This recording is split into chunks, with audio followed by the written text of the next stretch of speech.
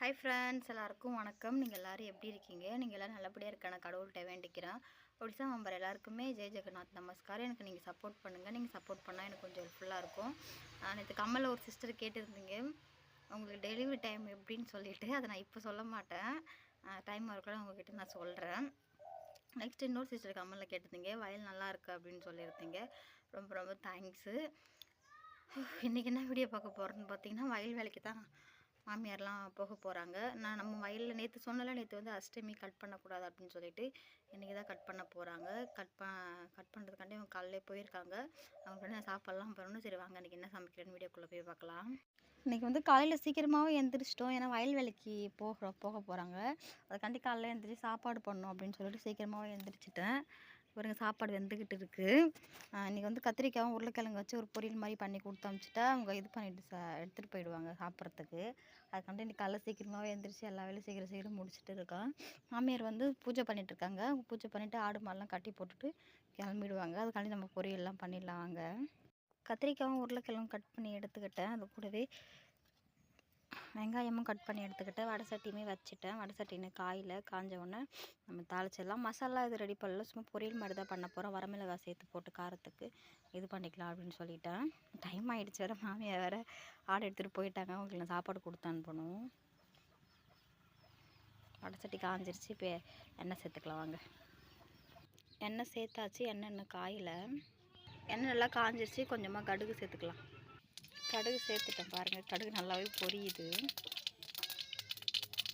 இப்போ கூடவே வெங்காயம் சேர்த்துக்கலாம். வெங்காயமும் வரமிளகாயும் சேர்த்துக்கலாம்.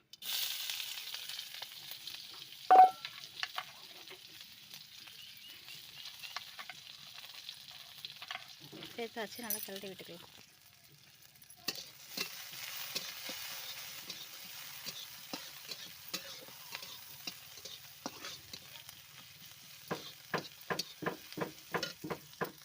வெங்காயம் நல்லா வதக்கிடுச்சு. உருளைக்கிழங்கு கத்திரிக்காயும் சேர்த்துக்கலாம்.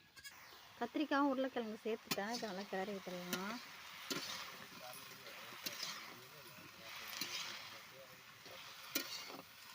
நல்லா கிளறி விட்டாச்சு. இது கூட உப்பு சேர்த்துக்கலாம். உப்பு சேர்த்தா கொஞ்சம் சீக்கிரம் இதாகிடுங்க.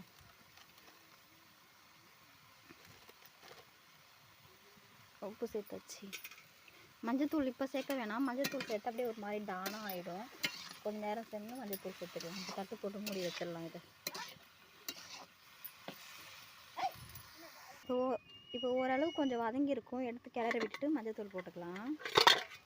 பாருங்கள் ஓரளவுக்கு நல்லா வதங்கிடுச்சு. இந்த டைமில் மஞ்சத்தூளும் மிளகாத்தூள் சேர்த்துக்கலாம். மஞ்சத்தூள் மிளகாத்தூள் சேர்த்துக்கலாம்.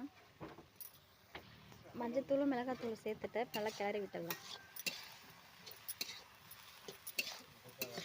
கொஞ்சமாக தான் மிளகாத்தூள் சேர்த்துக்கிறேன். நான் வரமிளகாய் சேர்த்துக்கிறல, அதுவுமே காரமாக இருக்கும். தட்டு போட்டு மூடி வச்சிடலாம். கொஞ்சம் டொக்கு டொக்குன்னு சவுண்டு கேட்கும், அட்ஜஸ்ட் பண்ணிக்கோங்க. ஏன்னா வீட்டுக்கார் வந்து டோர் பண்ணுறாருன்னு சொன்னால, அதுக்கு அந்த கொக்கி மாதிரின்னு சொல்லுவாங்களோ அதை மாட்டணும். அதுக்காண்டி அடிச்சுட்டு இருக்காரு. அந்த தான் உங்களுக்கு மிஸ் பண்ணி கேட்டிருக்கோம்.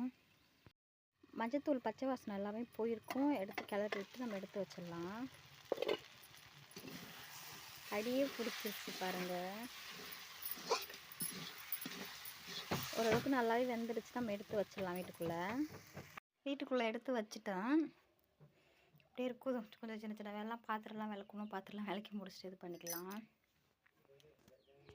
ஒரு வழியாக கஷ்டப்பட்டு டோர்லாம் ஒழுங்காக அவரே இது பண்ணி தனித்தனியாக எடுத்து வச்சு அவரே இது பண்ணிட்டு இருந்தார். இது முன்னாடி வீட்டில் இருந்தது தான். அப்புறம் கொஞ்ச நாள் வீடோட இதெல்லாம் மாற்றினாங்க அப்படின்னு சொல்லி எடுத்தாச்சு. இது முன்னே பழைய வீட்டு இருந்தப்போ எடுத்தது.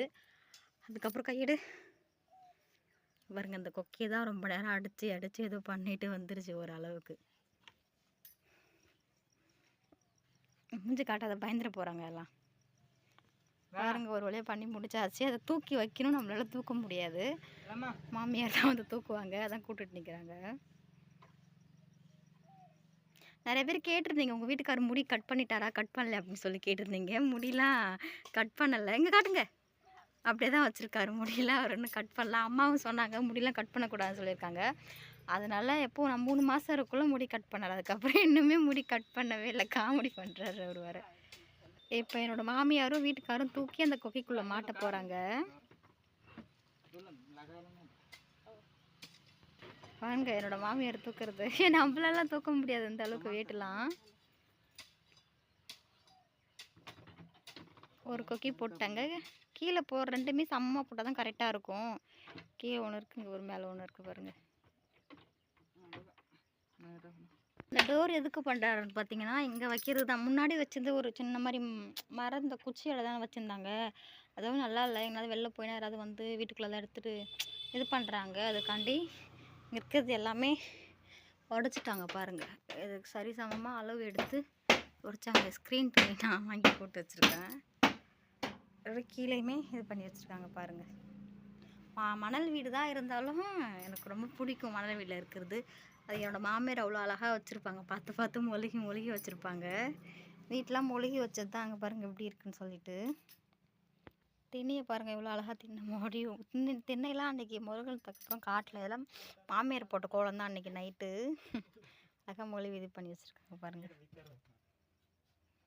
உங்ககிட்ட கீரைலாம் மாமனார் போட்டு வச்சுருக்காருன்னு சொன்னல. ஆனால் அது எல்லாமே கோழி சாப்பிட்டு ரொம்ப டேமேஜ் பண்ணிடுச்சு. பார்க்கவே ஒரு மாதிரி கஷ்டமாயிடுச்சுங்க பாருங்கள். அதெல்லாம் சிகப்பு கீரைன்னு சொல்லுவாங்கள்ல. அந்த கீரைலாம் அழகாக சுற்றி போட்டு வச்சுருந்தாரு. நாங்களுமே சரியாக பார்க்காம விட்டுட்டோம் அதை. போட்டதே தெரியாது எங்களுக்கு. முளைஞ்சி வந்த அப்புறம் பார்க்குறோம் கோழி எல்லாத்தையுமே சீண்டி எப்படி பண்ணி வச்சிருச்சு பாருங்களேன். ரொம்ப கஷ்டமாக இருக்குது பாருங்க. சிகப்பு கீரை இது. நைட்டு கொஞ்சம் சிக்கன் வாங்கிட்டு வந்தார். நைட்டு கொஞ்சம் சிக்கன் சாப்பிட்டு குழம்பு கொஞ்சம் இருந்துச்சு. அதை சூடு பண்ணி வச்சு சாப்பாடு கொடுத்து சாப்பிட்டோம். நல்லா இருந்துச்சு. சாப்பிட்டு முடிச்சுட்டு ஓகே ஃப்ரெண்ட்ஸ், இன்றைக்கி வீடியோ அவ்வளோதான். அந்த வீடியோ உங்களுக்கு பிடிச்சிருந்தா ப்ளீஸ் லைக் அந்த ஷேர் அந்த சப்ஸ்கிரைப் பண்ணுங்கள் கைஸ். நீங்கள் சப்போர்ட் பண்ணுங்கள். நீங்கள் சப்போர்ட் பண்ணால் எனக்கு கொஞ்சம் ஹெல்ப்ஃபுல்லாக இருக்கும். பை ஃப்ரெண்ட்ஸ், நெக்ஸ்ட் வீடியோ பார்க்கலாம்.